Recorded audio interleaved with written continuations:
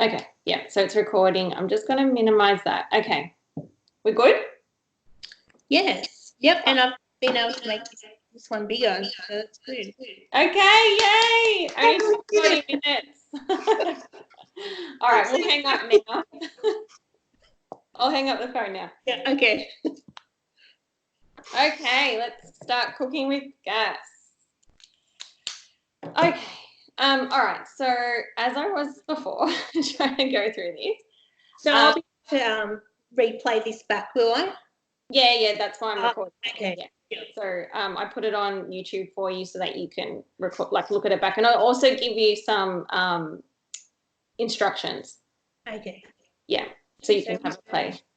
So to do the data merge side of things, you need to have an Excel spreadsheet. Yeah.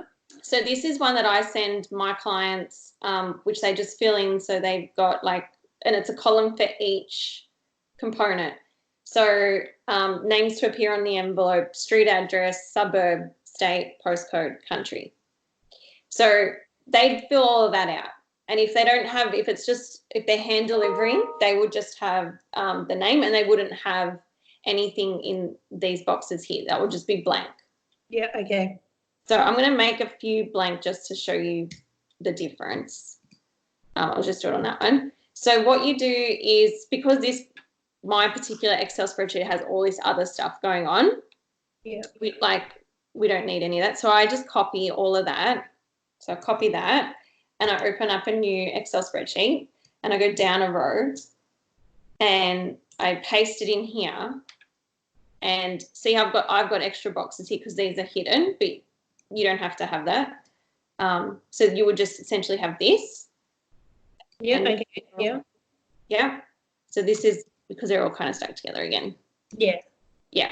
So the reason why I went down one was because on the top row I need to put one word for this, for each category in a sense. So this is name, and then this one's going to be street. This one's going to be city or suburb, state, postcode, and then country. Yeah. Okay, you've still got to do that even though they've sent you this list here. You've still got to copy it to another spreadsheet. Is that right? Only because my one has all this stuff in here. So if they put a name in here, my one automatically tags like this. They've got 34 invites. So mine's got all these hidden fields in it. Oh, so okay. If you sent them a simple Excel spreadsheet that just had name, street, suburb, and that, you don't have to, what I'm doing. But mine's got all this extra data, so that if I was to save that as a CSV file, I would have complications bringing it in.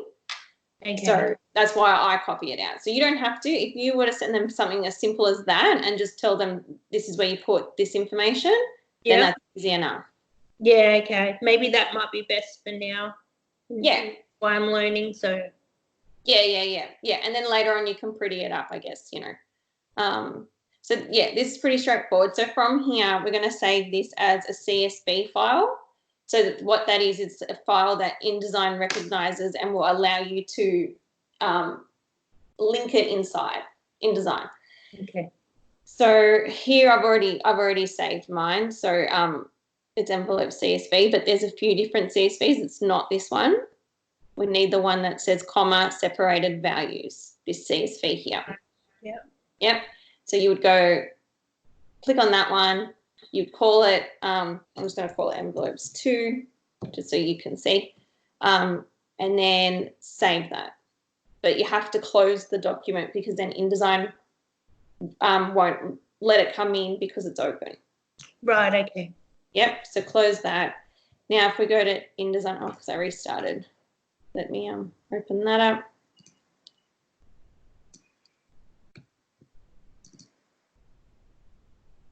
So I've just got an envelope document that I've already set up. Yeah, okay. So, yep. I don't know if you've had much of a play with InDesign yet. No, no. Okay. It's not too hard to get yourself around, if you've got an understanding of Illustrator.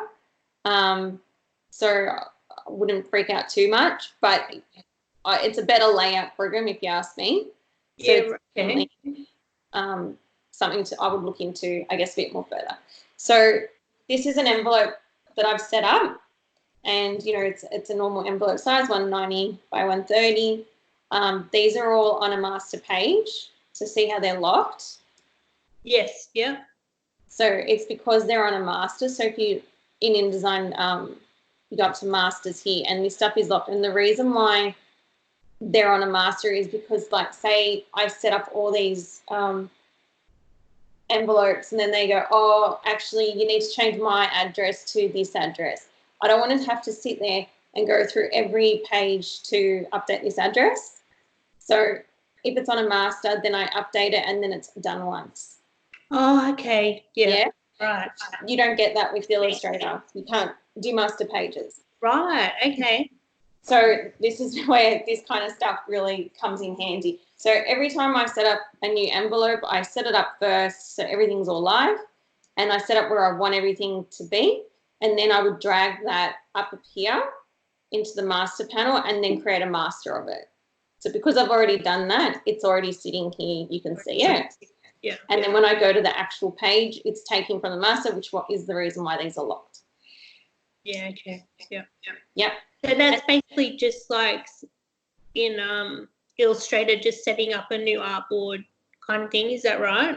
Yeah. So you would just go, like, if you're opening up, so you go new, and you'd go, I want to make this size, so 190 by 130.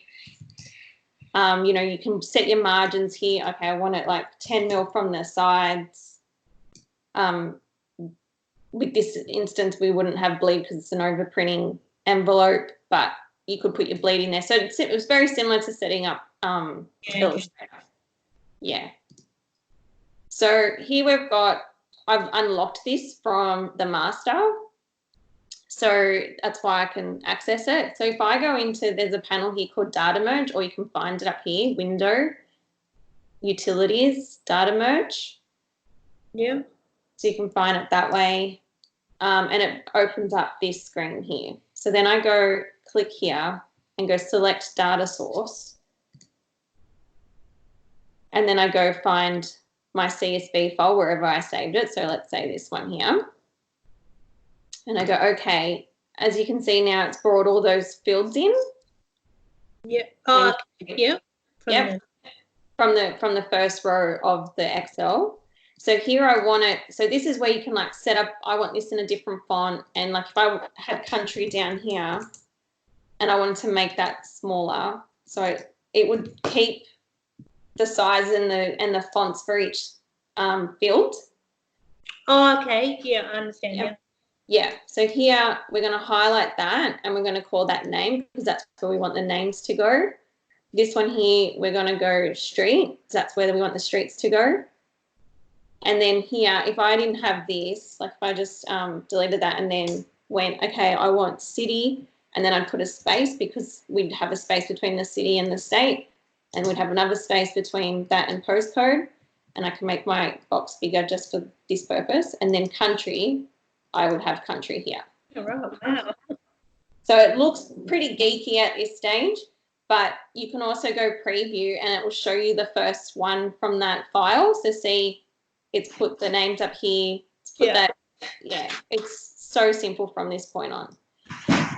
So then from there, you go create merge document. Now what this is going to do is open up, it's going to spit out all the data and it's going to open up a new InDesign document. So in this part here, because this is called a single record per page. So this is like one data per page, which is fine. The only thing you have to also look at is this one here. It's not always turned on. Remove blank lines for empty fields. So this goes back to where I was saying about if they're hand delivering and there's no address detail. Yeah. So we would want that to sit nice and centered within that box. Yeah, fair enough. Okay. So if we remove blank lines, it's not going to have spaces for those fields. Oh, okay. Yes. Yeah. Yep. So okay on that, and now it's spit out a new file. See how it says -1, and it's telling me no overset text was generated. So the box wasn't big enough to fit everything in. And now if I go to my pages, you'll see it's set up every page. So I had 34 names and they're all Yeah. So if I go through that.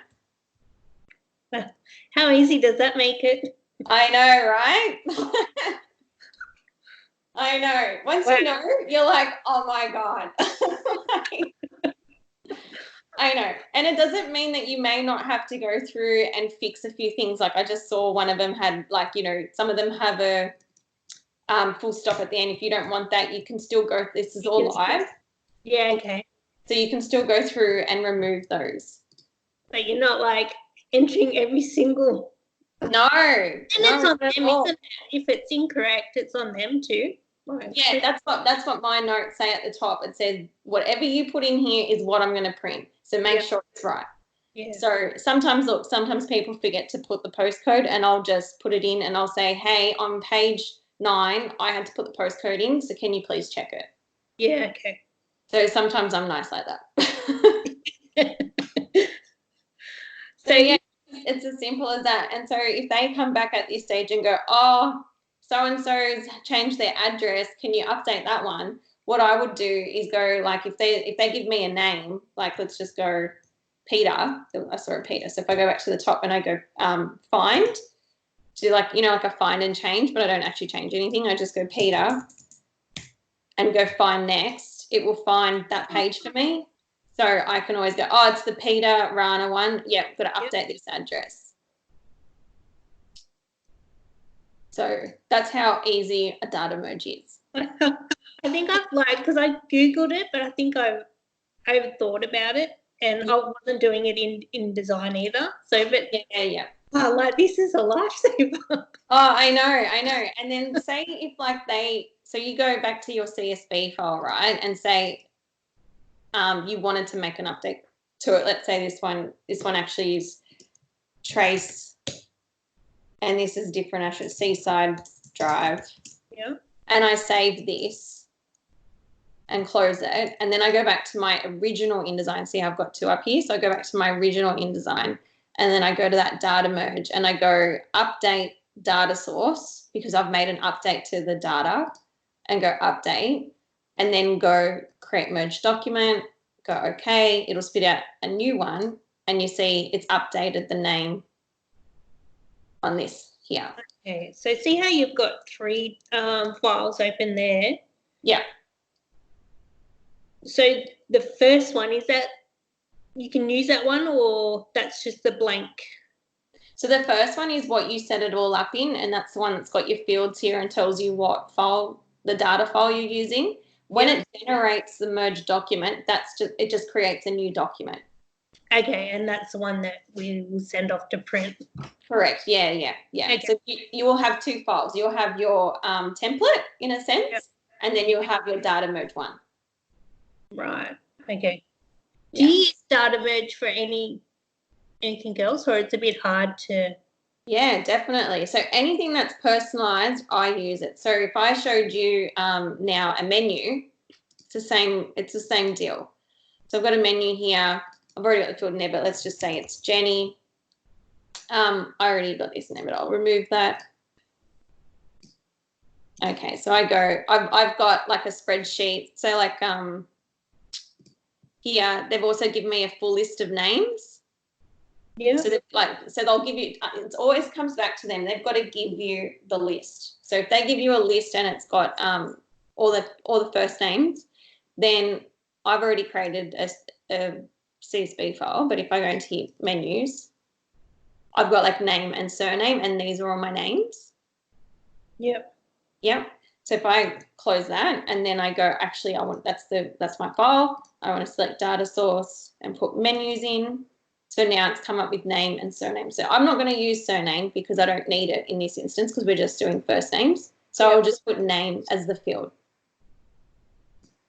So then, and always make sure it's in its own box so that this can be locked to the master. So this, which actually I haven't even done that. Look at that. So this is like an old master, so I'll get rid of that. But if I went here and I go, okay, I want that on the master, because if, say, they came back and they said, oh, the antipasti has changed, it's now this, I don't want to have to sit there and do it on 30-odd pages. I want to do it once. So if I drag that down, remove this one because this one's live, go to this one, everything's locked. Like I can't open that. Yeah. So that's from the master, but I can unlock name because that one is, we need that unlocked for the data merge. So if I go there and I go create merge document, it's going to tell me because it's on the master too. So if I just get rid of it from the master and it's unlocked here, create merge document, single record per page, go okay. No overset text was generated, and see it's opened up a new document, and now it's got all my names. So if I go to my pages, you'll see all my pages here, all with different names. Wow. Yeah, once you know, it's like, oh my God. It's basically just setting up a document, like, to say you were setting up a menu. And yeah. So how do you save, just say you created this menu. Yep. How do you save that so that you can come back and do all this to it? Does that make sense? Like, is it just a normal document? Sorry, say that again. Is it just a normal document that you're creating, and just make sure that, you know, your menu's separate and then the name or anything that you need to be personalized? Yeah. So if I go one of my folders, I'll show you on my server.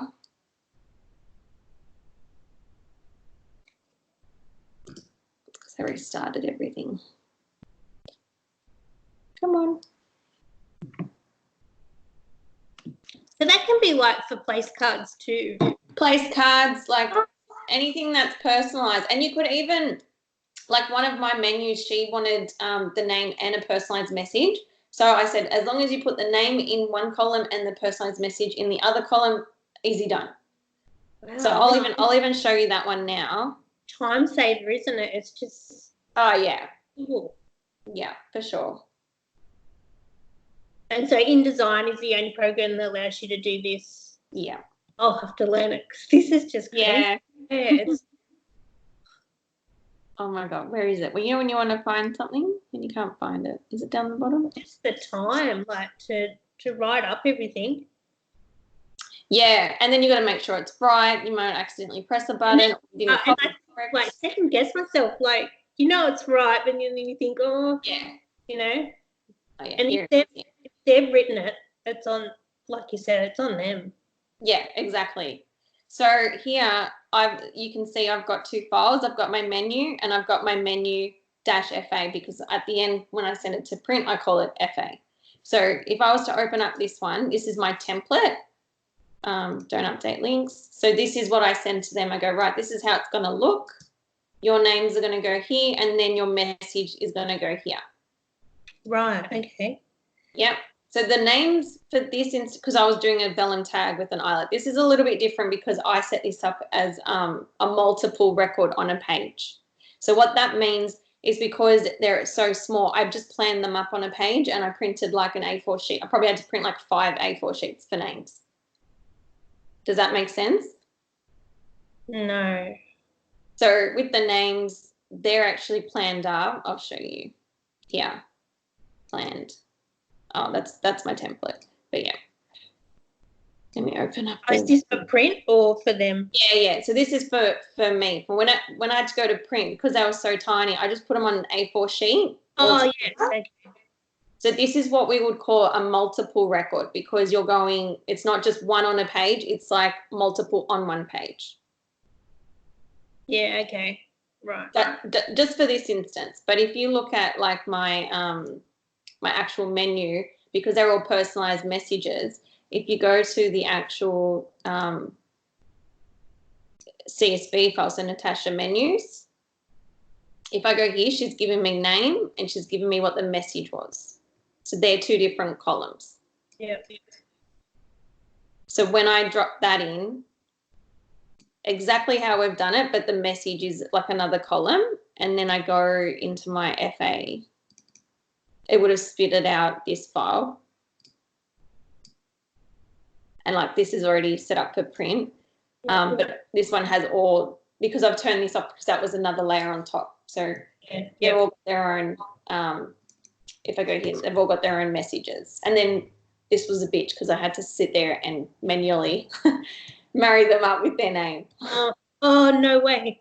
Yeah, I thought this was such a great idea, and then I was like, oh my God, this is going to take me forever. So you could use it for anything that's personalized. Yeah, okay, wow.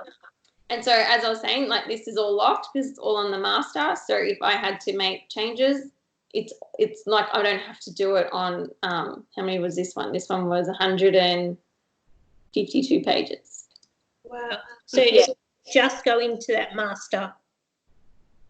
Is it? Yeah, to make any changes to this stuff. Yeah, they're all locked on the master.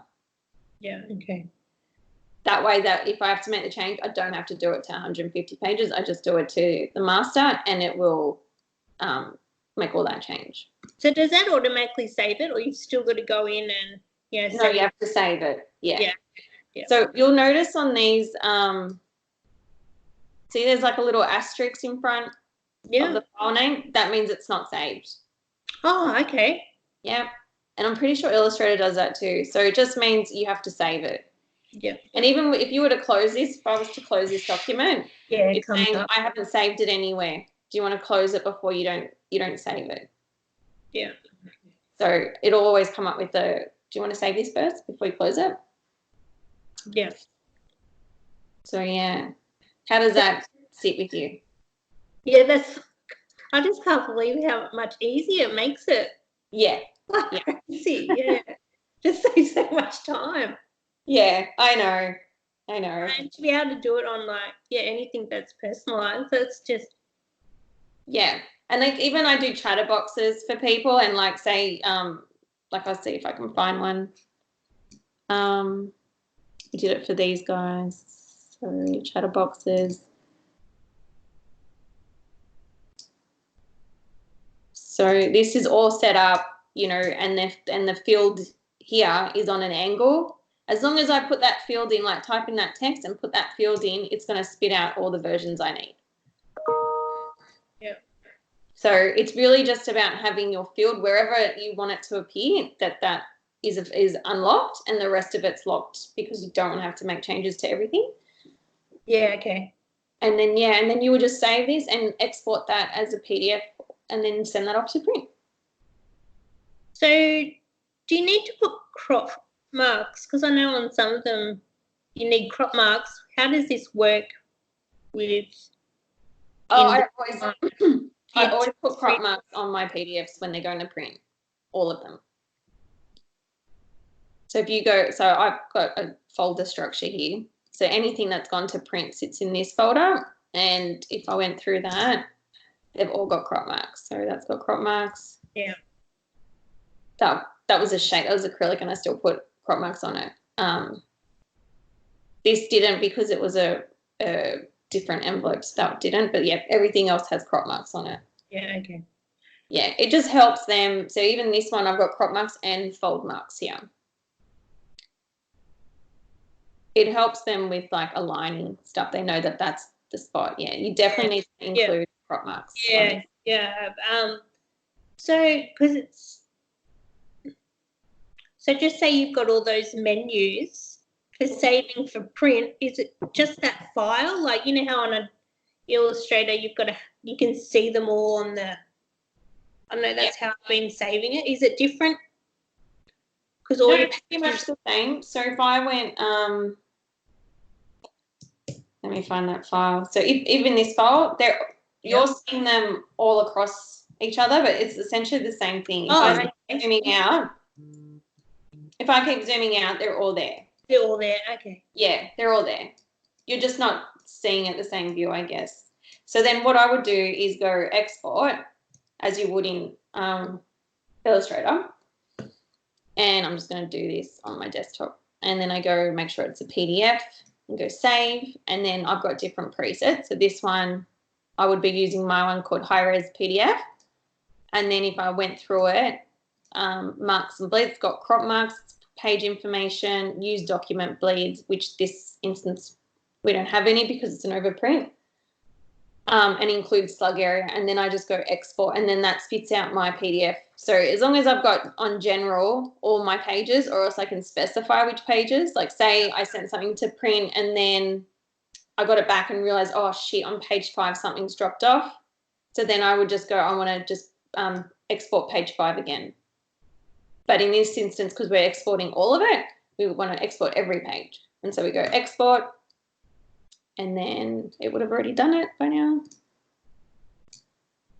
Here it is here. Open that up in Acrobat, and then they're all there. Like, Yeah. they're all there. So that's what you would end up with in Illustrator. Yeah, okay. Yeah. Yeah. So see how you put high, you saved it as a high resolution.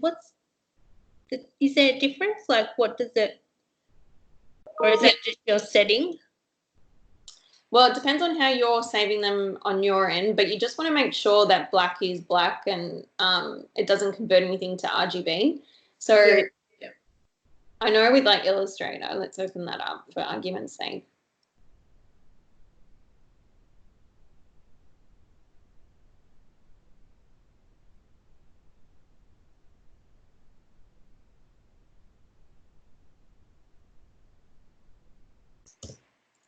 Let's say I was doing this on here.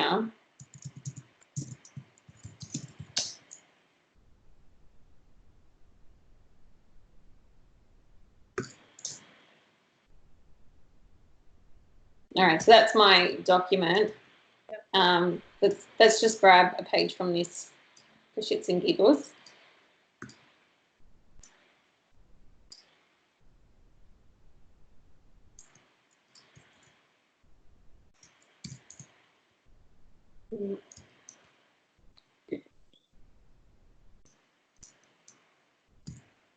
Okay.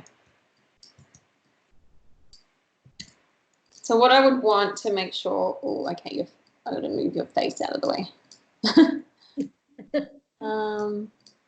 Okay, so see here, my color is 80% black.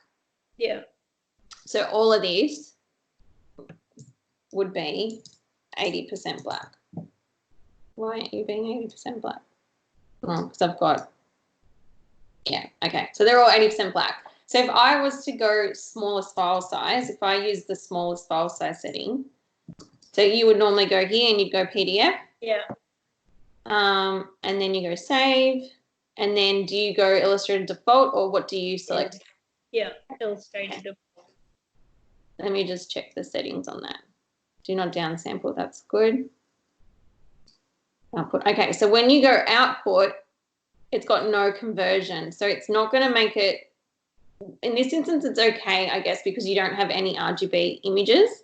But if you had something that was RGB, you want to make sure that it appears as like CMYK, because if you're sending it to print, it needs to print in CMYK. Yes. So in this instance, it's not going to convert everything to CMYK. It's just going to leave it the way it is. Lucky for me, I'm using 80% black. It's going to keep it as 80% black. But if I was to change this to smallest file size, which you should have this as a setting as well, this is just standard. If I went into compression, it's now dropped my compressions down to 100, 150. So it's made a smaller file size. So basically you won't notice it on text because text is vector. But if you had an image in this, it would be really low res because it's compressed it. Okay. So, yeah, okay. So if you had like, let's say this isn't an envelope, this is like a menu, and you had like some floral image around here. Yeah. And you use this setting, it's going to make a low res quality of that image, which you don't want that. So that's why you wouldn't use smallest file size to go to print. So it also, when you go to output, it converts it to RGB. So why it does that is because for a small file size, you basically want to crunch the file for email. That's basically in a nutshell. Yeah. So it would make your images a lower quality, and it would make it a 3-color document using RGB as opposed to CMYK that uses 4 colors. Yeah, okay. So if I did that, it would end up being a 4-color black because it's converting it to RGB. Yeah. So if I go to my high-res PDF setting, which you can set up your own too, it's now got convert to destination. and this one in particular, because my illustrator must be using it, is US web coded, which I don't normally use that. I use FOGRA 39, which I'll send you in this document later. But it also says don't include profiles. So it means if someone else on the other end, because you know how printers use different profiles as well? No. Okay, well, they do. So certain printers, this US web is like the standard default. It's the default for the software. But FOGRA 39 is a better, it doesn't shift as much. So if I was to put that on that, if I can find it. Where are you?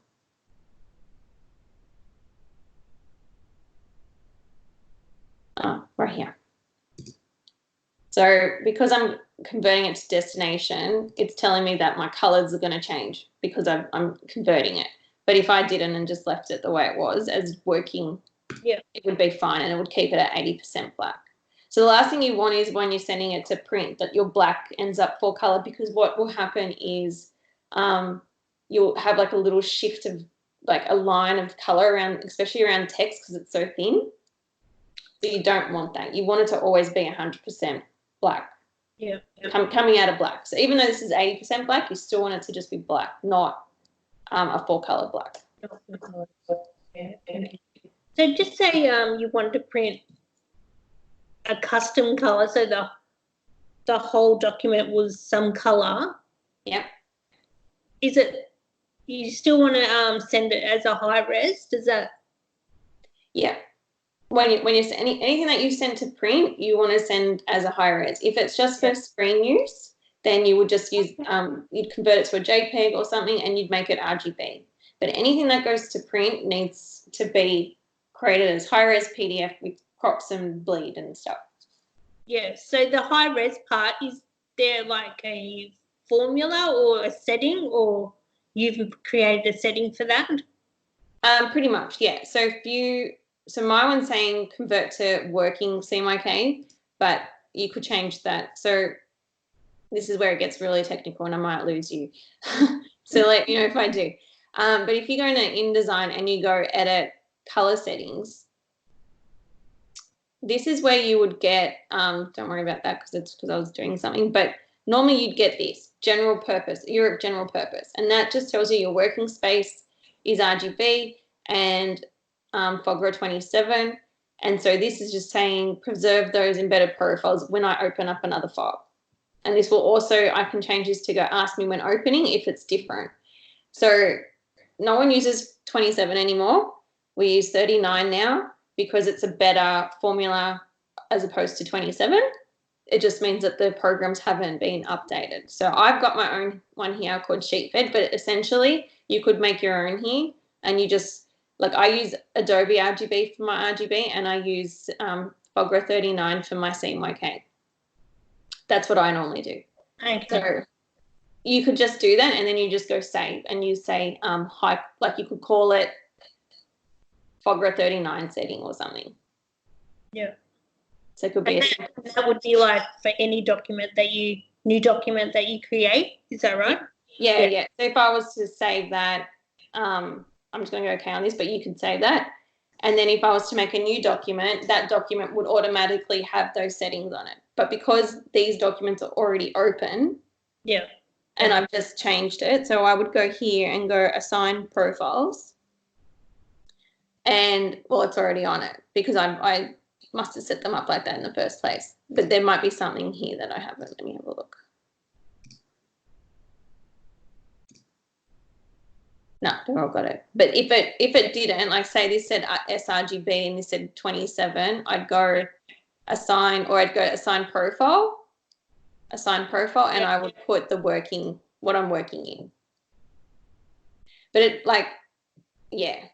And then when I export this and go export and go save, and then you can save this as a high-res setting. Yeah. So you can just make sure, so you would start with high quality print. You would have this as a default on your machine. So you'd start there and you go compression, you'd leave all of this because you want it to be 300 DPI because we're going to print. On marks and bleed, you want to make sure it's got crop marks and put page information. and then you make sure that your document bleed's turned on, and also include slug.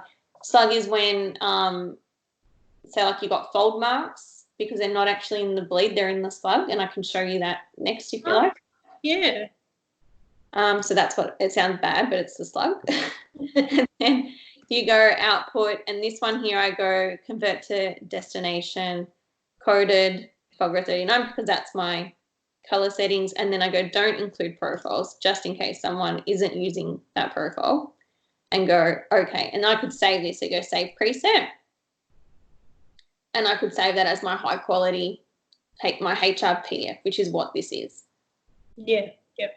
So you just save them as presets for yourself. And you can also have here like view PDF after exporting, like I think Illustrator does that too. Yeah. So I don't have it on, but I always check it afterwards. But for this instance, let's do it. So it's made my PDF now. So when you go into Acrobat and you've got this section here, output preview. Yep. If I was to click on that, it's got my profile, simulation profile, Fogger 39, and then I turn off my black. It's turned off everything because it's using 100% black. And if I was to highlight on it, see how it's showing up 100%? Yep. Just the black, not in the cyan, magenta, yellow. Yep. So it's all good. If I was to change that to the US web, it's still going to be 100% black, only because I told it not to include the profile. Yeah, okay. Yep. If I told it to include the profile, this would end up being full color. Yeah, right, okay. Yeah. So this is a fail-safe way to make sure your black's always black. Always black. Yeah. Yeah. Even though with the with this one here, it's 80% black, but it's still black. So that's when you know. So make sure, like, when you open up your PDF and check that black's always black. Yeah. I know that was a bit overwhelming. Are you okay? I'll watch this back so many times, but That's okay. I'm not into like a lot of like graphic color graphics, and very minimal is my style. So you probably don't need to worry so much about this if you just set it up right from the beginning. Yeah, it'll be okay. Like if I had RGB in this, I can also go through here, not here, sorry, this one, and go RGB, and then it would show me anything here that was still RGB. Right, okay. So that's also another fail-safe way, or you open it up in Illustrator. You know how sometimes you open in Illustrator and it says you're using RGB and CMYK? That's exactly why it's doing that, because you've got RGB as well as CMYK in there. Right, okay. Yeah. So you want to make sure that you keep it all in CMYK when you go to print. Yeah. Right. That's another program I've got to learn, but it's going to make it so much easier though. But this is yeah. Once you know this stuff, it'll come second nature to you. Like you've got a good understanding of Illustrator, so it wouldn't be so hard for you to shift over to InDesign. And it's just a matter of just like, mucking around with it and stuff. So, yeah. The other thing I want to tell you as well with data merge. So this one is not the file. This one. So sometimes it won't let you create the data merge. It'll come up with an error saying that there's fields in here that aren't showing. So if that does happen, you go up to Window Interactive Hyperlinks and you click on that, and it's actually showing you this hyperlink here. So that's actually what this is. It's basically a hyperlink. So you would delete that and then retry to make your PDF, and then it will work. Right. That's if it doesn't work for you. If you're going, I've done everything. I've got my fields in there. I don't understand. Go up there, get your hyperlinks, delete them, and you might have to re-put that in. So if I was to delete that. Yeah. So, and then go here, see how it's come back again. Yep. So it might just have like leftover from another job or something sitting in there. Right. And so just to go over the menu change, so the actual menu content, you change that in the master. Is that right? If they've got something they want to. Yeah, exactly. Okay. Yeah, always So go you're back not to having the to do it master. on every page. Like, I don't like, it sounds like what you've been doing so far is it's been on every page, yeah? Yes. And, you know, as much as we'd like to live in an ideal world and go, you know, make sure the content's right before we start putting the names in, it always comes back later and it's like, oh, no, actually, I need you to remove this. So also, I wouldn't set up all the names until the end. I always set up the first one. I always look at the longest name and I get that to fit in the field. And then I go, all right, is this all approved? Is this all locked in? And if they say it's approved, then I set up all the names. So it's an extra step, but it's just, I'm not going to waste my time setting them all up and then you keep making changes to this stuff. Yeah, that's fair enough. Yeah. So I know a lot of people go, oh, I just keep doing it until it's right. I'm like, no, I'm busy. Yeah. Do you First. get clients that like send you bits of content at a time instead of Yeah. Yes. And you know what? Like, you've just got to push back a bit. I know it sounds rude, but I just go, all right, send it to me when it's done.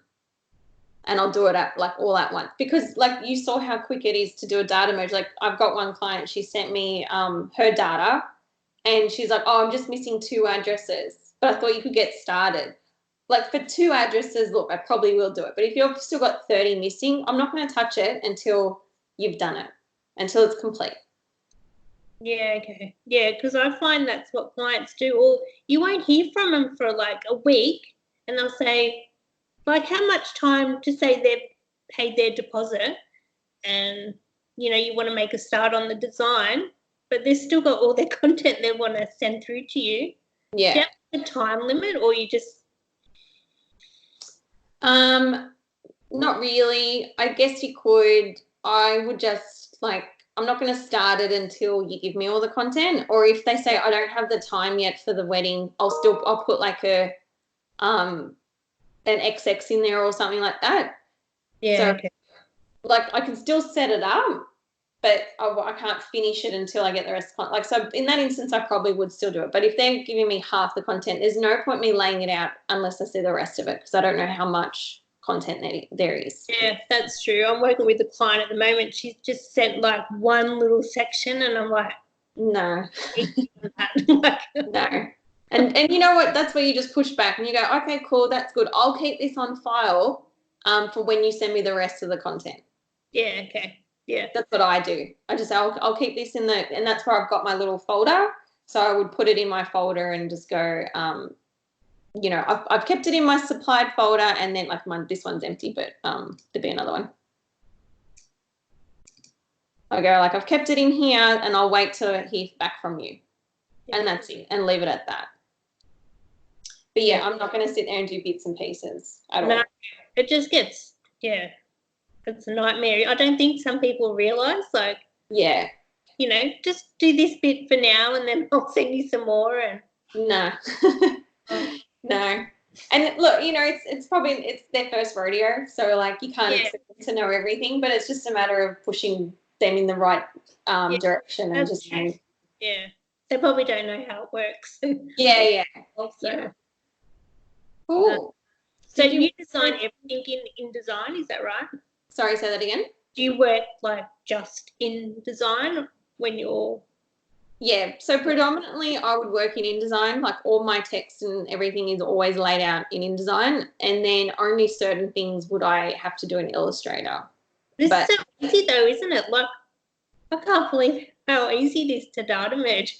Yeah. So even like with InDesign, you've got margins, like this is your margin. So, you know, everything's set within something. I can add bleed to it. Like I know you can do all that in Illustrator, but I find with Illustrator to do margins, you've got to manually draw them. So if I was like, okay, now I need to put a 10 mil margin on this. All right, let me draw a box and I go 10, 10. Okay. And I've got to do it manually. There's no way to go insert margins in. You know what I mean? Where it's all here. Like this is here. That's my pink line. I go, oh, I want to make my margins 5 mil instead.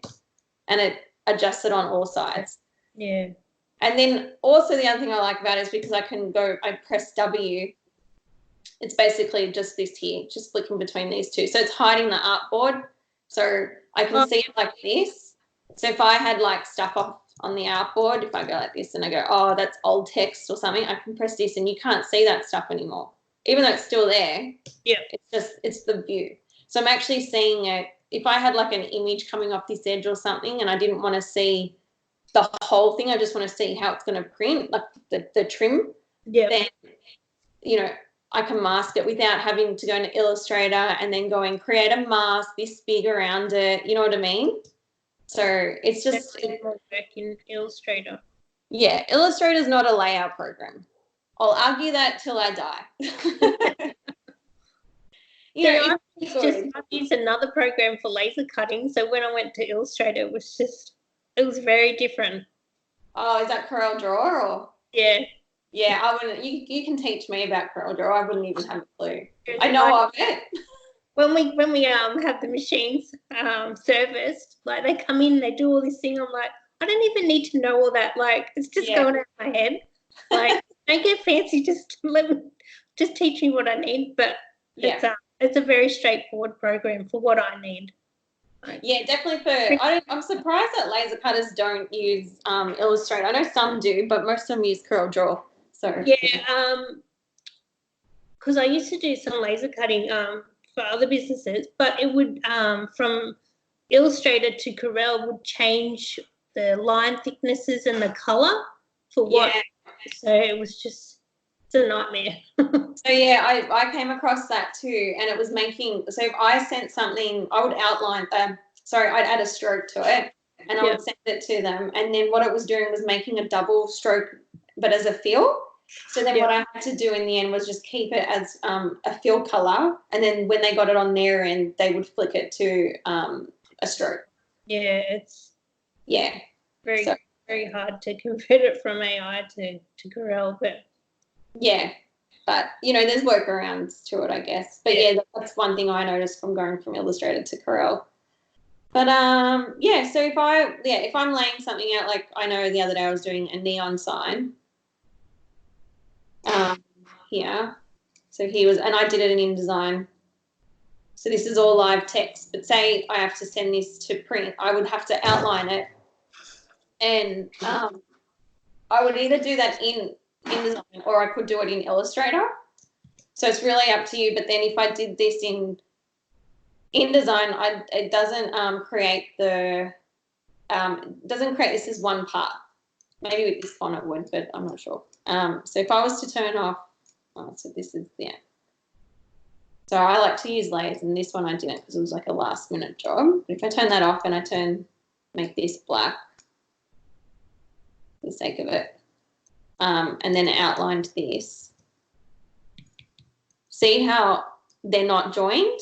Yeah, yes. So and you'd know this, when you get to cutting, that's going to cut inside there. Yeah. So what you can do is you've got Pathfinder here as well, so you can go join. Yes. And see how it's not doing it? Yep. So this is where I would create my PDF, and then I would bring that PDF into Illustrator and I would join it. Wow, okay. So I would set up most of it in InDesign, because with this instance, this has all these other parts to it, and I'm just making sure I'm using the same font. So I'd copy from one document to the next document to make sure I've got the same font. So that's why it's in InDesign. And then I would export this and then bring it into Illustrator and merge that shape so it's all one. Yeah. So I've seen you talk about layers a fair bit on Instagram. So what's the pros? Why use layers? Okay, so I'm just going to close that. So in this instance here, I've got black because we're in this instance, we're not printing the black. We're going to print this on a black stock. Yeah. So I want it easy enough that when I do that, I can just turn that layer off and then export my PDF. So that's why I use layers, because I don't want to sit there and go click, delete on every page when I've set them all up. So if I just put that on a layer, so here it is here, I turn that off and then I can go to print in a sense. And another thing, like in this instance where I've got white ink, Yeah. I would make that a spot color. So let me turn this back on for now. But if I go swatches and I go new color swatch, and I'd call this white ink for myself, and then everything else is 000 because that's white.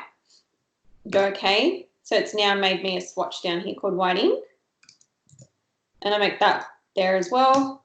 So I can also test that by going, is everything in white? Make that 100 magenta. Yep, everything's white because it's just showed me. So then if I go, all right, this has been approved, I'm going to print now. I can turn off my background because that's going to be the color of the stock, and I can change this to black, which is what your printer will want. And then I can just spit out the PDF. Okay. Yeah. So I use layers to lock things, turn things off. You know, in Dylan's menu, this wasn't going to get printed on here. So I've got the names as one layer. I've got the background as another layer because that's the color of the stock. So, you know, this would have been set. See, this is all set up with white ink. If I was to change that color to 100, it's all in white ink. So I would like, when I'm going to print, I would, is this the right one? Let me find it. This is the right one. So yeah, because when I went to print, I saved it as I went to print, but this is essentially has all of this. This is how it would have looked before. Does that make sense? Yeah, okay. So I'm showing the client, it's going to have a Ellen tag with a gold eyelet on a blue stock with white ink. So when, just say you've got this this sample set up, do you just save that one page to send it to the client for them to see how it is?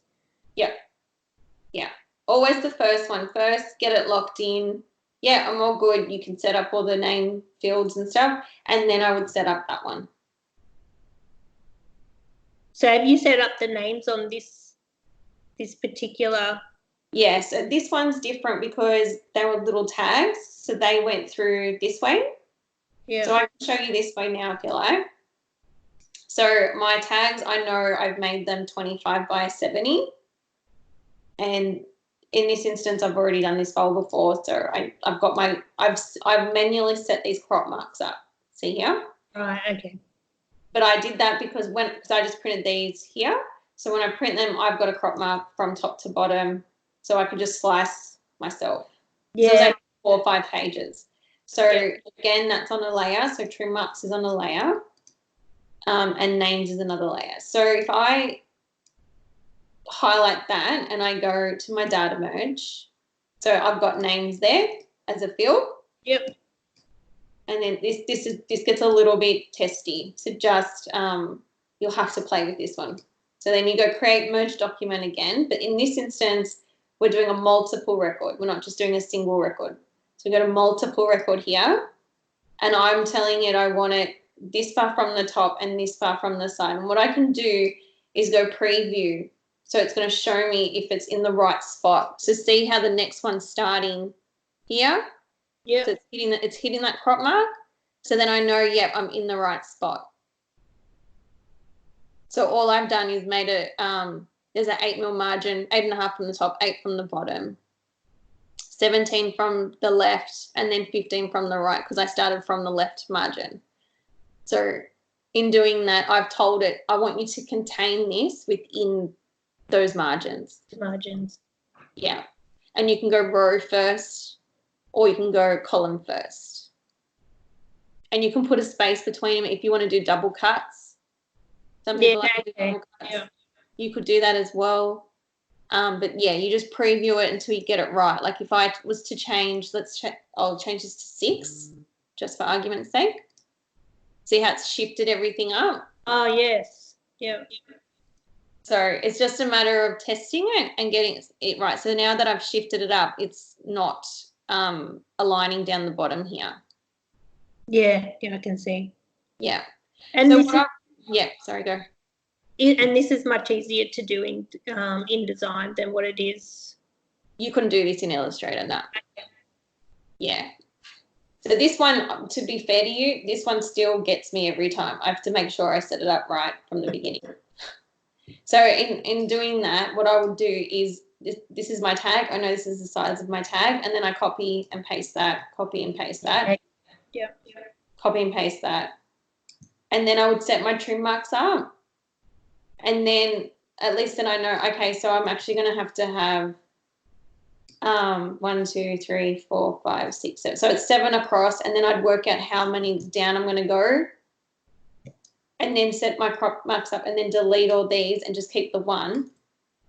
And that's when I would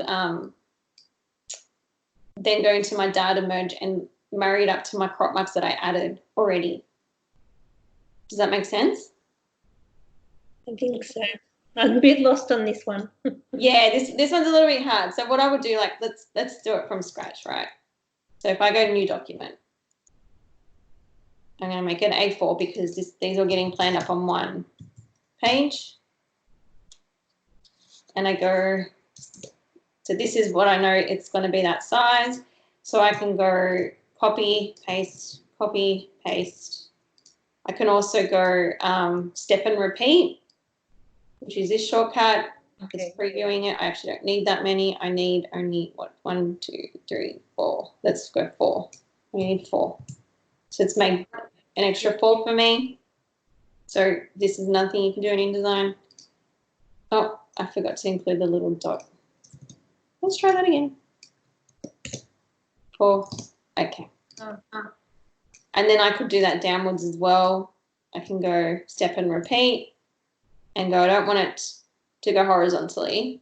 I want it to go vertically, and I want it to offset 70 because that's the size of this is 70. Yeah. So go 70. And then I only need 3 of them because that's all I can fit on the page, and go, okay. So now they're all sitting there in a sense. So if I look at that, I'm too close to the bottom here. So when I print that, I'm going to have an issue where it's not going to print those crop marks.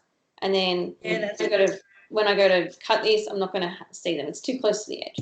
So I would adjust my margins here. So let's go 8 all the way around. Or just go 10. We'll go 10. That should work. So I'm going to move all of these to top left. Make sure it's sitting on that 10 by 10. That should be enough to work. Maybe we'll go 8. Maybe we'll go 8.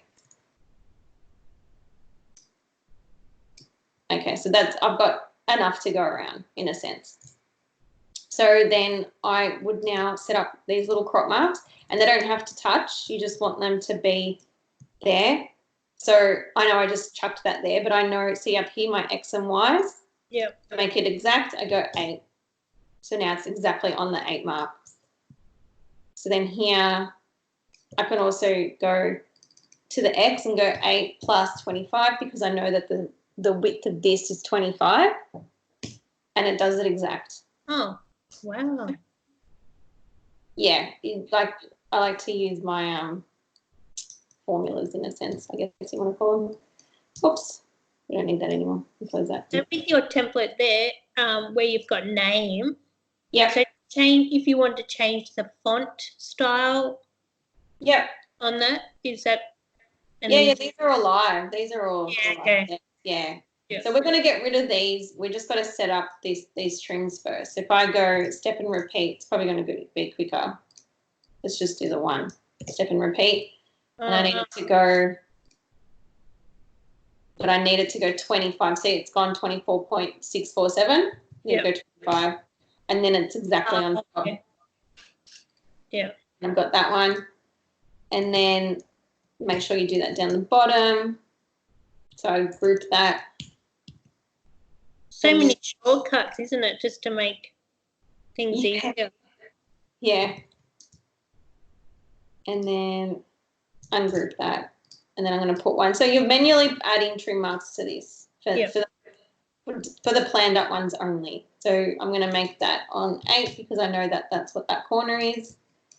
Then if I go step and repeat, let's zoom out so we know how many we need. We need 1, 2, 3, 4. Step and repeat. I need 4. I need it 70 mil offset and 0. And now it's done them all there.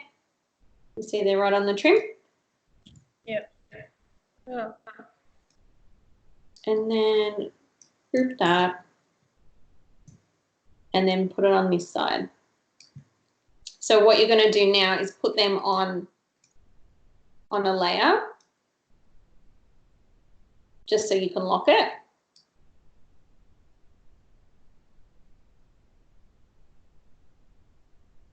And it changes the color of them, so you like in Illustrator it does.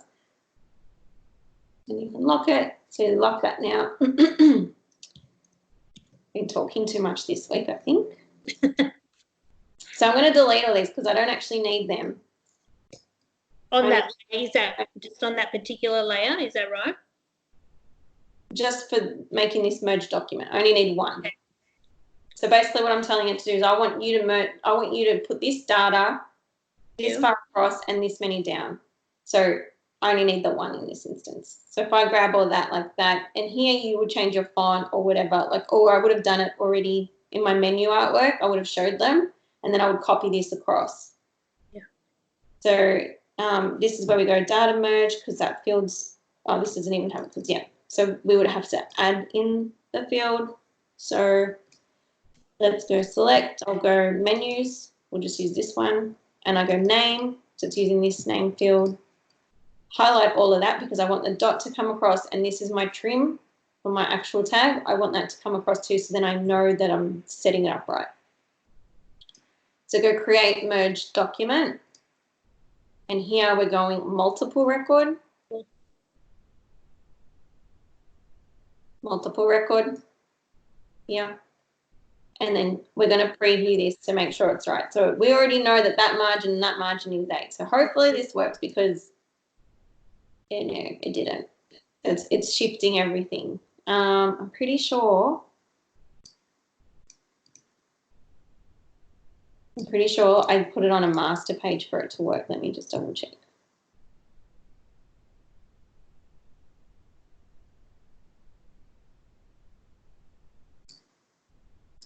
I did. I put on a master. Okay. So the master will make sure it doesn't move. So let's put that on the master. Let's drag that down. Let's delete that one because that's all live. So now it's on a master. See, it's got the B master. And it's got a B in here.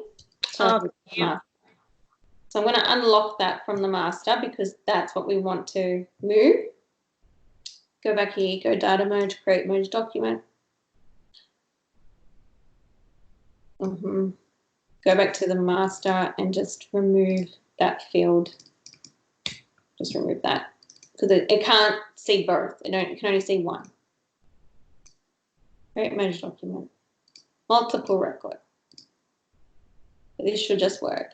Yeah. See how that worked? Because we've said from the top margin 8 mil, from the bottom margin 8 mil. We really just want the side, these two sides. As long as these two sides are right. Everything else is going to work. Yeah. So we go make sure that that's right, which it's picked it up already from the document, but at least then you know it hasn't, it's not shifting anything. So now if I go preview, it's showing me all the different names. Yeah. So this one's a little bit tedious, but if you set it up right from the beginning. That's because you're going to be cutting it yourself. Is that right? Yeah. Because these were just tiny. They were 25 by 70. They were just like little tags. Yeah. Anything like any size that you've just made up or? Yeah. Okay. So that's that. That's a multiple record on one page. But most of the times you'll probably only use the single record because you're setting them up for different pages. And then that will just spit that out. So that's created it. And then if I go here, pages, it's made 2 pages because that's how many. Too many. Yeah. And that's that. And that's how easy. Yeah. It all comes across. I know when I see some really established stationers and they're like, I use Illustrator because that's industry standard. I'm like, no, it's not. I'm like, it's really not. Like, you've got to make sure you. And I'm not self-taught either. So I've got a massive industry behind me Yeah. for so many years. So that's why I know the knowledge that I know, you know. Oh, yeah. It's so kind of you to offer your help to help us. It really is. Yeah, My husband's like, stop telling people things. He's like, stop. He goes, then you just shoot yourself in the foot. I'm like, but I like to help. Cool. So that's that.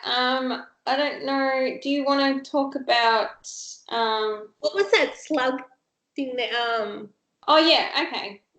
I'm just gonna close these.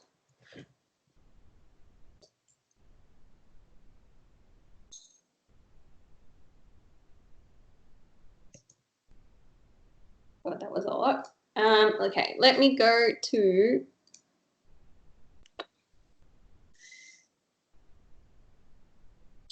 Joyce and Ricky. Okay, so these guys, we did place cards for them.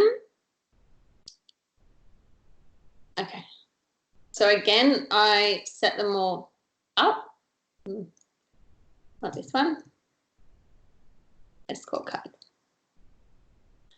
So this, I just show them where it's going to fold, just so they can see where it's going to fold. But then this has got my data fields in here. But on this instance, they wanted this on the back because they're American and they had escort cards. So on the inside, they were going to write their table, what table they were on and stuff. And this was a little map to show them where they were going to sit. Oh, okay. But you know, like when you do a place, like these are a tent place card. So this folds here and it stands up on this side. So when I created the data merge, which is this file, so now it's like been set up for print, but that color of the background was the stock. So I've just turned it on a layer, but this is where it comes to the slug. So in this instance, I showed them where it's going to fold. Yeah. Just so they can see it. But then in this instance, because I'm going to print, I need to put my fold marks in the slug because I don't want them to print on here and then it goes to print like that. So if I go like that, if I change my view, that's my trim and you don't see those fold marks at all. So with that color, do you have to turn that off or is that? Yeah, because that was the color of the stock that we're printing on. It's a blush color. So then I would just turn that off on my layer so that this is the only thing that goes to print. So the way to set up your slug is if you go into new document, you can do it this way and you set up your page. Down here you got margins, bleed and slug, and then you've got, I need to add 3 mil bleed or I need to have, and your slug is bigger than your bleed. So in this instance, my bleed was 3 mil, but I made my slug 10 mil on either side and I didn't need it top and bottom. So I've only done left and right. So if I go to my document setup, and then you'll see here I've got 10 mil left, 10 mil right. Yeah. Because I want, when I'm drawing the fold mark, I want the dot to have at least a few dots, not just be like a little dash. I want it to have, that's why I've got so big. So that is on another layer called fold as well. So I can turn that on and off as well, but I really don't need to, but it's more just me being psycho and having everything on a layer. Yeah, okay. So when you're wanting to print this one. Yep. Are they going on to already folded stock? No, these ones they're printing and then scoring them. Right. Yeah. Okay. In this, because that's why it bleeds off here. This little thing bleeds off. This little line. Yeah. So when it goes to print, if I was to open up the print file, which is this one, move this over. So you can see I've got my crop marks, I've got my fold mark where it's going to fold. Yep. And where it's going to bleed. So if I was to turn my rulers on, you would see that there's bleed there. Yeah. Yeah. And so this is what I was sent to print, and this one had 120 pages. So here it is. Print this on blush card, and I always put my file size in my name so that they know what I'm talking about. Oh, it's a 50 by 90. Yeah. Yep.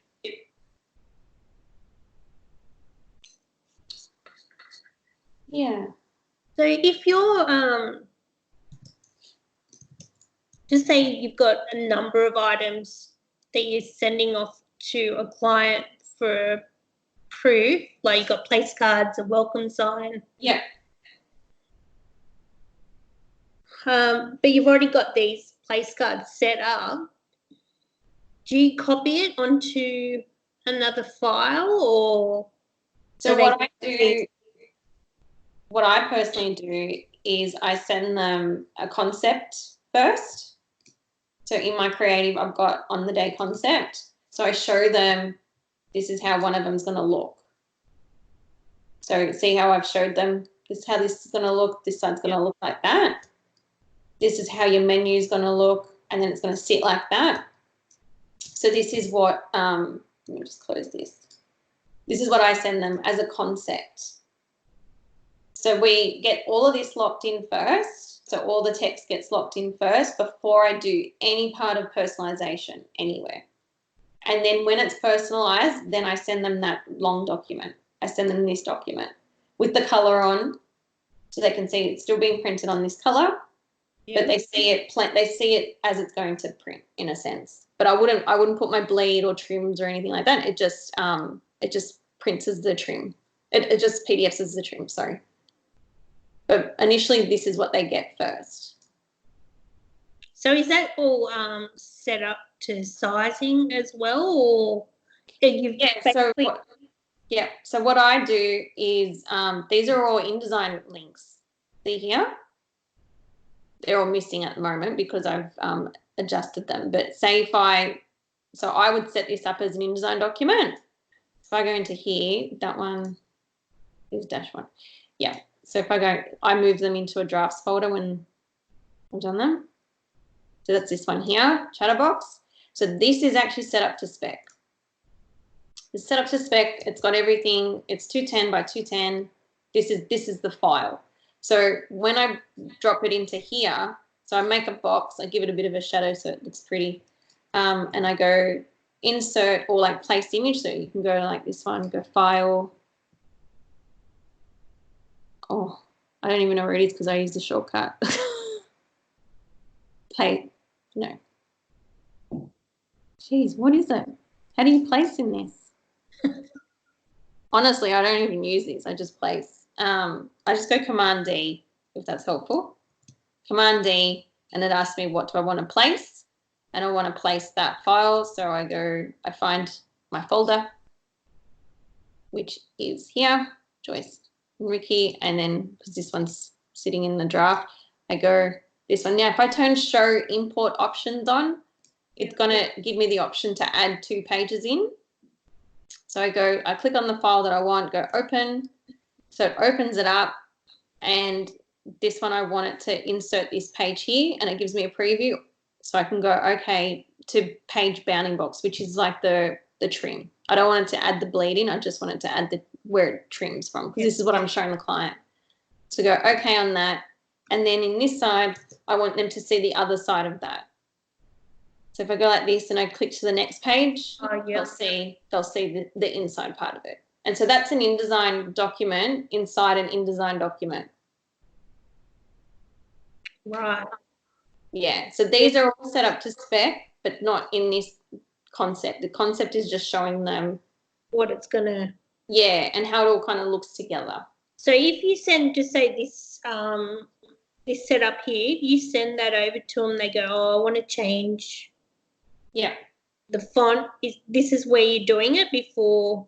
Yep. Before any personalization happens, you get this right first. Yeah. Yeah. This has to be right first because you're just wasting time. Yeah. I'm just trying to make it easier on myself. Yeah. And look, when you want to do a good job and you want to say yes to everything, but it's essentially saying no to you. So you just want to make sure that you're just saying, yeah, that's fine, but can you just make sure this is right before we get to that stage? Yeah, because some make so many changes. Yeah. And so what I can do here as well, because this file is now linked, I can click on this little edit original and it will open up this file for me. So it'll open up the file. I can make that change that from Lobster Mac to something else, save it, and then go back here, and I'd get this little hazard icon that says it's been modified somewhere. Yep. It would appear there, and then I would get this little update the link, this little one. So if I do that for this one, and I go update, it's going to update. Oh, it's just, whatever. So it's just updating that because I've obviously updated the file inside there. So that's the benefit of working in InDesign. You can bring another InDesign file in, make changes to it, save it, and then when you open this file again, it'll say, do you want to update that file? And it automatically will update it for you here, unless you save it as a new round, and then you have to re-import it again. Yeah, okay. It just, like, I can't believe how it's got everything in the one. Just makes it so much easier. Yeah. Well, the purpose of InDesign is it's a layout program, where Illustrator is for working with vector art and Photoshop is for working with raster art. So it's like InDesign just brings the three of them together in a sense. So you can still do a lot in Illustrator, but it's not as refined as what it would be in InDesign. You can make sure your margins are set up correctly, that everything's aligned to something. Text boxes, and if you were to like draw text on Illustrator, and then I go space and then center it, I still have this shitty space going on. Yes. So it's not actually centered. It's not just me. This drives me crazy, this thing. Yeah, so like you have to manually go back in there and delete that. Whereas in InDesign, if I was to do that here, let's just type something in and go lorem ipsum and go like that. It's centered. Yep.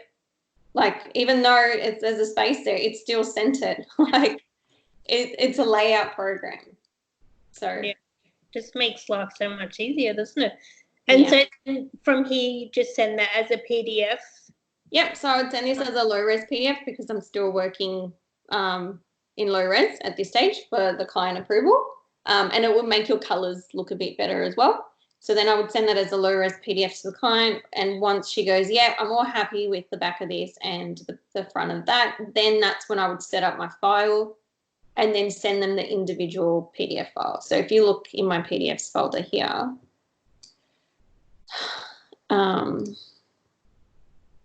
so I've got my concept folder, my PDF here. So this is what I would have sent them. She's approved that. And then I go, okay, so now I'm going to send you all your escort cards individually so you can check every single freaking name. And then that's when she'll come back and say, oh, actually, I need you to change this name to that. Yeah, right, okay. So they're all sitting there. Every single one, yeah. And you know what? You're putting the onus on them to check it. Yeah, that's true. Yeah. Yeah, and then once that individual PDF is approved, that's when I'll go in, do the final art, take off the background, remove the fold line from it, and then send that to print. So I've got a PDFs folder and I've got a collected folder, and the collected is what goes to print. And this is all the one that has trim marks, the background's turned off, yeah. Okay. So I don't know if you package your stuff up in Illustrator, but at the end of the day, once this job's finished, I'll package all of these up and I'll move the high-res PDF inside them, and they'll all sit in here. So they're all packaged up. They've got their fonts, their links. It'll just grab everything and bring it in. Oh, you lost me on that bit. To package it up. So what a package does is it collects the InDesign document, the fonts, and all the links, and makes a folder of it. Oh, okay. And then for me, that's closed. Like that's like the job's done, it's all together. So say if I go to archive it and I can't go to come back to it later on, and I don't know, my computer shit itself and my fonts are all missing, at least it's collected, it's got all the fonts and all the links. Like I might have 3 different links for the same job. Like it might be an image where I'm only using a certain section of it, and then the next one I'm using like a bigger section of it or something. And I've altered them to suit each piece I'm working on. So you want to make sure that it packages and collects the right link for that job that you've used. Yeah. So that's just me being a little bit pedantic, and so that would sit in here. So I can show you one like I would have done. I haven't done it for a while because I'm so behind, but I've definitely done it for these guys. So here, that's what a package is. So technically these can go now because I've already packaged it up. And so in that package, I've got my fonts, I've got my InDesign document, my PDF because I've moved it in there manually myself, and then my links. So it's gone, like if I've got a link from this folder and I'm using a link from a different client's folder, it's going to collect it all and put it all in one folder for me. Yeah, okay. Yeah, that's very organized. Yeah. Yeah. Yes, but in my other stuff, I have not, like, look how far behind I am. I'm so far behind. So yeah, I definitely need to catch up because it just scares me because if something happens to my server, I'm like screwed. So yeah. Can you give me 1 sec? I just need to go use the bathroom. Is that okay?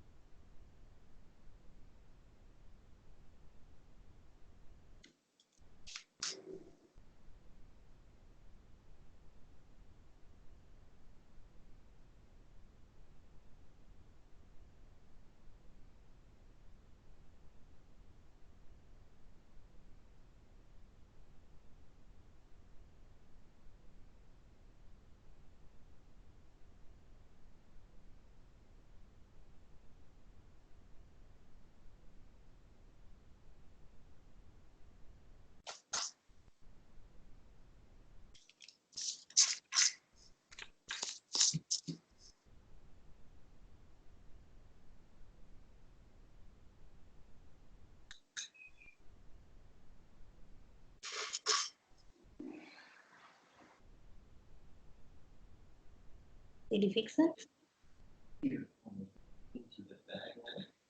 Yeah.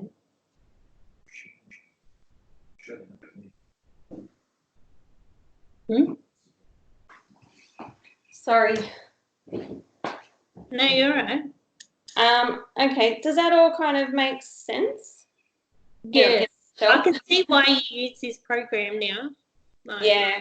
I was really daunted to learn another program, but it just brings everything together so much easier, doesn't it? Yeah. And look, if you're struggling with your first data merge, just hit me up on Instagram or even call me, whatever, and we'll do it together. So it would be great. Much. Like, I just can't believe how much easier it is. Yeah. Yeah. Yeah. Thank you so much for your help. That's all right. Do you want to go through Dubsado? Oh yeah, I joined up last year, and I need to have some sort of better organization because people they'll send, bits and pieces of content through various number of emails, and I'm afraid some getting misplaced, and it's. So do you have is that where you keep all your client communication through? Like if they send you? Yeah. Pretty much. So I'll show you around, but yeah, pretty much it all comes through there, or it comes through my email, and then I keep all my emails and I'll search through my email, or I'll put it on my server in that folder in supplied if they give me stuff. So I'll put it in this folder here if they give me Excel spreadsheets and stuff. But I'll show you around Dubsado. Just close all this stuff and save.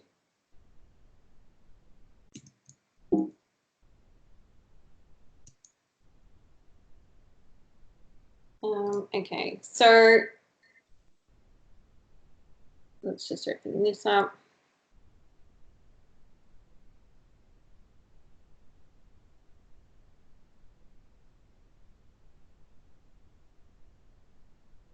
So this is essentially the screen, like the dashboard. I don't know, like you're familiar with it in a sense.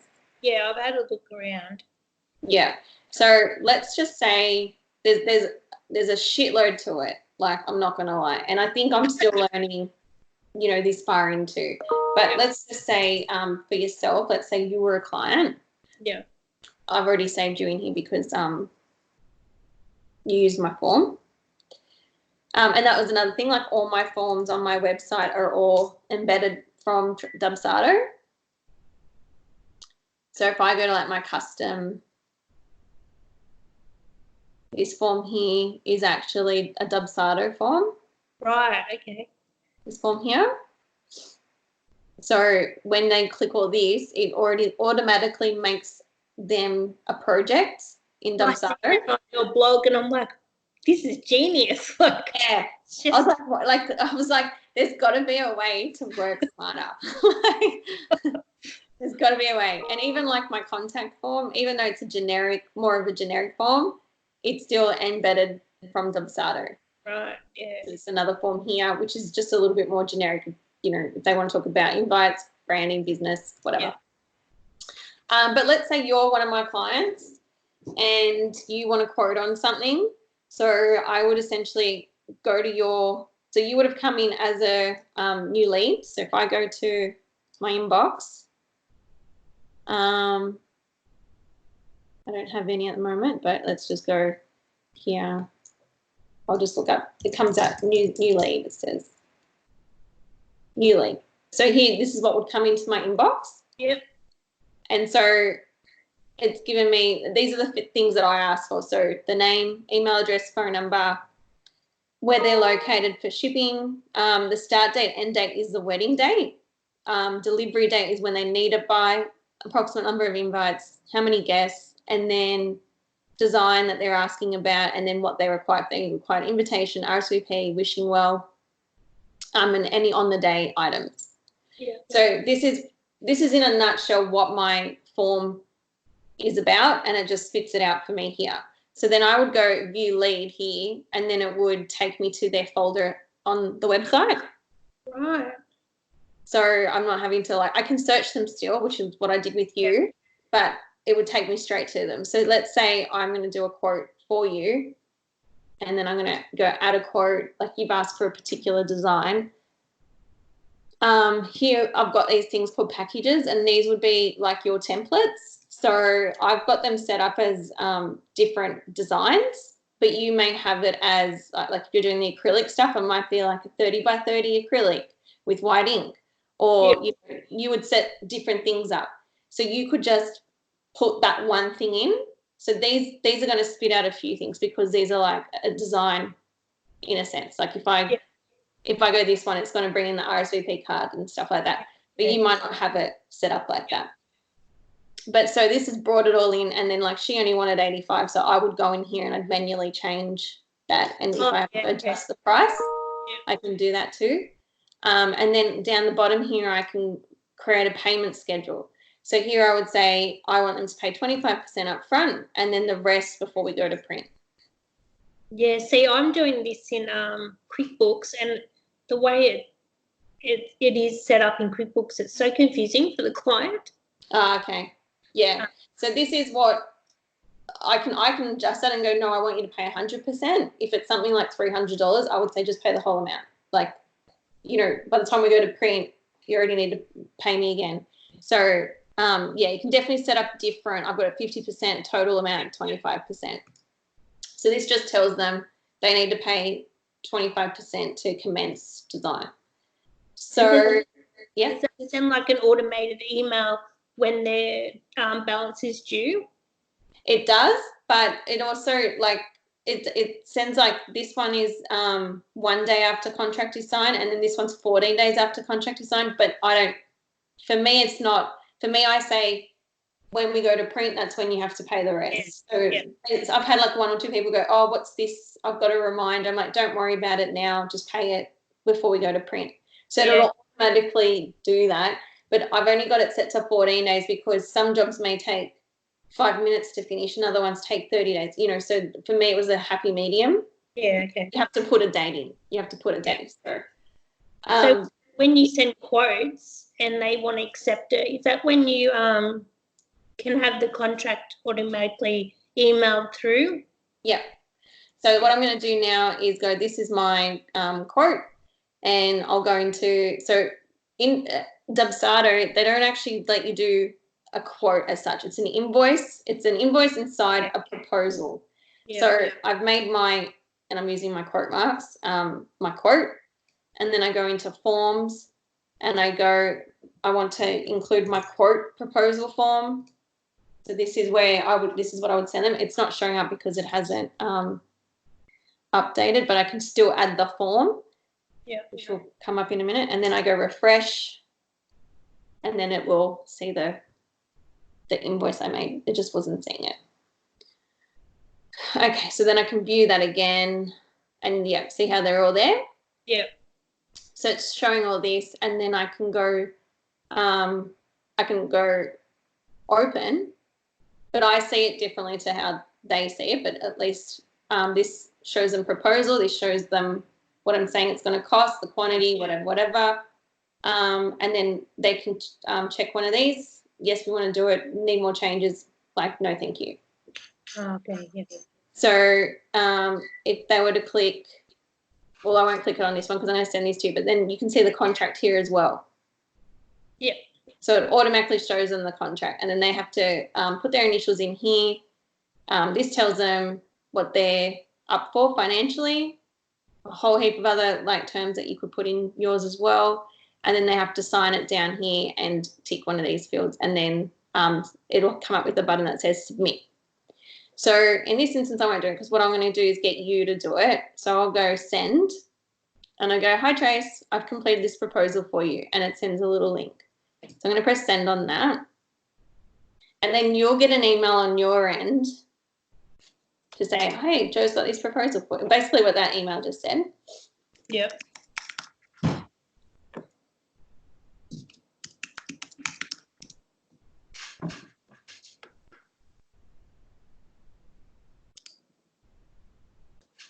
Yeah, just click on quote. Yeah, and like you saw on my screen. So if you were to click on, if you were to click, before you click, if I go back to my screen and I go, okay, like Tracy keeps coming back to me with minimal changes, I pretty much know she's going to go ahead. So I'll go workflows, and this is where I would set up an automated workflow. And so for invitation design, I've got one for corporate, and I've got one for on the day. So for invitation design, I go select that one and I go apply. So the minute that you sign that contract, it's going to start creating all these automations. So the first one is send primary invoice immediately after contract is signed. Then it changes it from a quote to live, which it's already live, but don't worry about that. And then it sends them a new client form, and that's the form that says what's the date, what's the name on there, where is the venue, all of that. They've got to fill all those fields out. So if you want to click on your end, go accept, and then click the contract and put your initials in and do the bit down the bottom.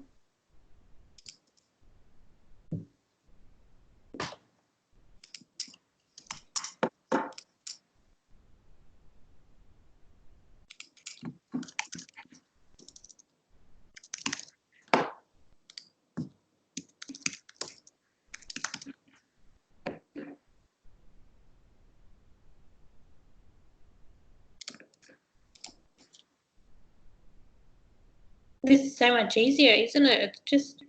Yeah, it feels a bit tedious because there's so many steps, or you're making them do a lot of things, but it's stuff you don't need to worry about after. So it's so automated. It just kind of... Okay, and then we get a contract. So you get the contract stage? Yeah. And so I got an email with the contract? You got an email with the contract? Yeah. Oh, okay. So now I'll also get an email saying Trace has completed your proposal, which was the bit that you ticked, yes, let's do it. Yeah. And then I also get an email saying that you've clicked the contract. So then if I go here and I refresh this page,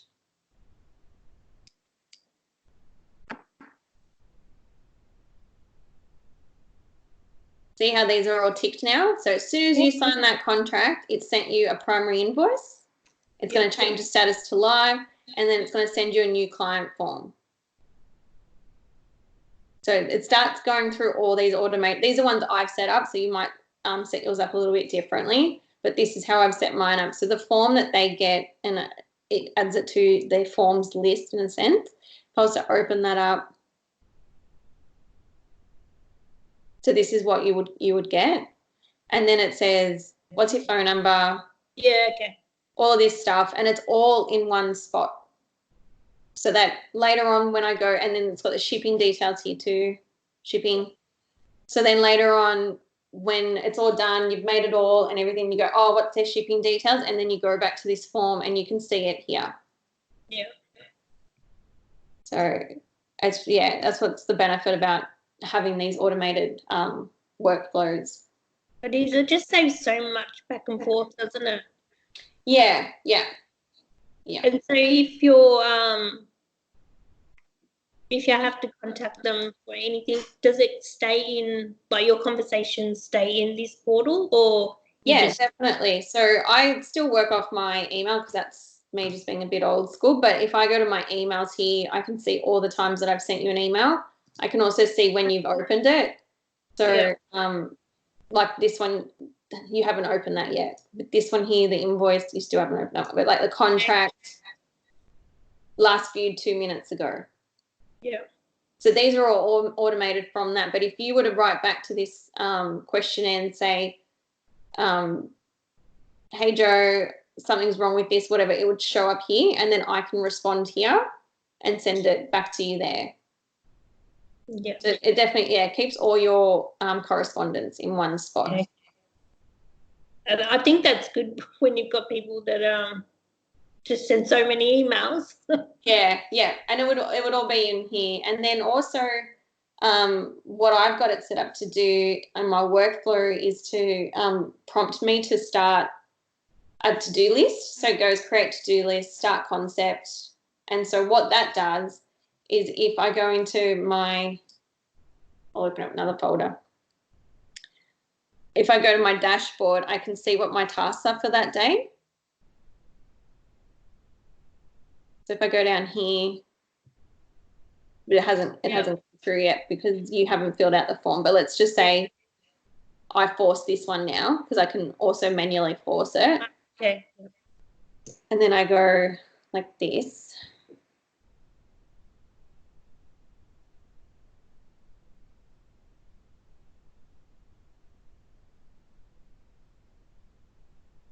You're making a liar out of me. Come on.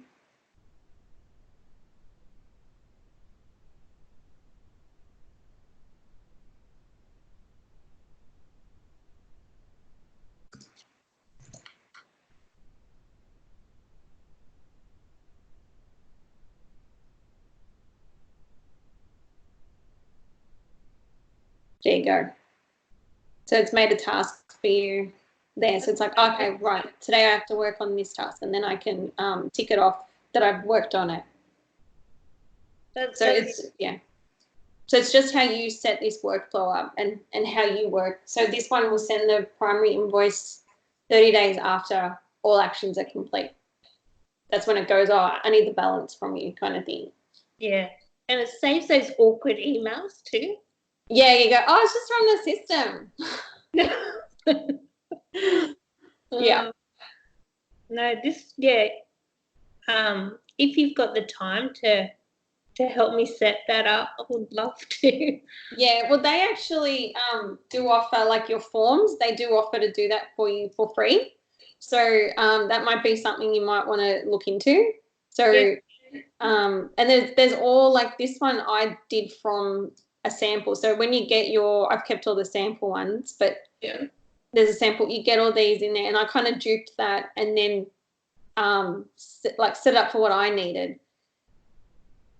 So this is a sample one that they, I don't have all that stuff, but like it just shows you how to set it. But they will actually do this for you. Yeah, right. And Okay. you can actually say, this is what my normal form is, and then they'll set it up for you in here. And then, yeah, I can help you with like the workflow side of it and things like that. But So I've got the form set up. yeah, I would definitely look into getting that done by them because it's free. They offer it for free. Yeah, So, right. I'll definitely look into that. And then just getting that workflow of the emails kind of going through. I guess from your perspective, what I would be doing is write down every step that you take with a client and then working out what are those steps that you can automate. So just work out, okay, so then I do this and then they send me that and then we do this. And just working out where you can automate stuff within that step. And then I can definitely help you with that later on. Thank you so much for today. Oh, it's just okay. I know it's very overwhelming. No, but I think I'm actually really surprised at how easy it is once you set up those documents to bring everything in. It's just so much easier. But, and you're probably looking at how much you spend sending that stuff out and how much you could save yourself the hassle. So that's for sure. Yeah. No, thank you so much. No, that's okay. That's okay. I know we had to like work out a few days, but we got there. No. All right, but if I've got any questions, I'll pop you a phone call or send you an email. Yeah, for sure. For sure. The girl I was with on Wednesday, I'm like, I want to see your first data badge. I want you to text me and say you did it. And she's like, yeah, for sure. So I want to say I've got an 18th birthday coming up. Just waiting for her to send the content over for the envelope. So I'll be like, I've got to get this organised. Yeah. It's like I'm going to send you a little instructions thing after this anyway. So if you have forgotten something or whatever, you can just have a look at that. But definitely just call me, message me, whatever, and I'll see how I can talk you through it. Yeah. Thank you so much. No worries, hon. Nice to meet you. Yeah, you too. You too. I'm just going to make sure when I stop recording that this goes somewhere I want it to go. Okay.